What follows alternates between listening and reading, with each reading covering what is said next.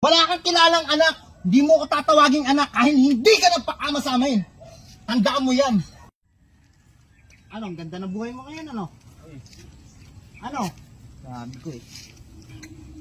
Ano? Pinagdudusahan mo na ba yung mga ginawa mo sa amin? Ha? Yung pambababae mo dati? Ano? Anak, Tadhana na ang gumanti sa'yo. Huwag mo kong tatawagin anak. anak, patawarin mo na ako. Dahil hindi mo kami tinuring na anak. Sabi ko Ha? sa inyo eh. Ano, ranas mo na? Ganyan din kami. Buti ka na, may sinong ka pa eh. Kaya nga anak, Eh kami, sa kami nakikikain, sa kapitbahay. kaya nga anak, hindi na ako umuwi ron dahil anak, Nimiski mo pagkain namin, pinagtatrabahuan namin sa kapitbahay. Aalilain kami Kuya, sino para kayo? makakain. Kuya, sino kayo? Ayan na, yung magulang namin walang kwenta. Binisita namin yung magulang namin eh. Ay, wag nyo na pong pagsalitaan ng ganyan. Kasi ako nga ang nagbibigay ng pagkain yan, oh.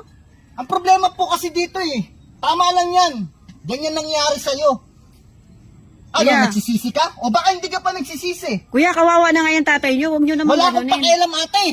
Bakit Kasi naman? kawawa rin kami nung bata kami. Grabe ginawa sa amin yan. Kaya wag mo kong tatawagin anak dahil wala kang kwentang ama. anak, Huwag patawarin mo mo lang na ano, ako. ganong ano, hayaan mo yan. Ano? Yun ang sistema niya. Anak, patawarin mo na Ganto ang galit ko.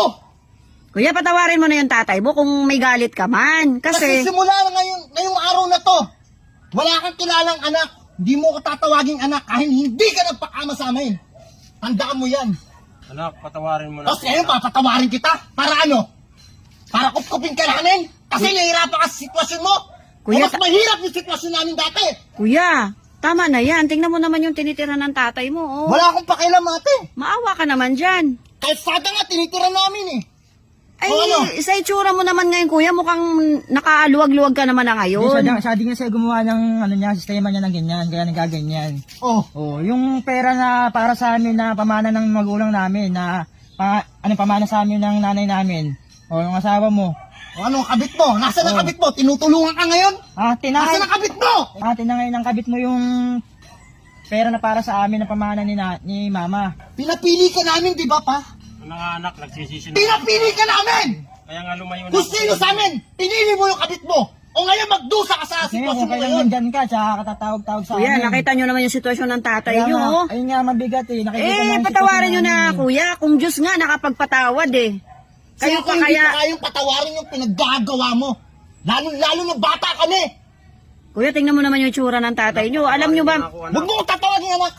alam nyo kuya, Hindi ko minsan tatawagin hindi yan, na ah. yan kumakain. Kaya ako nga ang Ano, nag-aano ng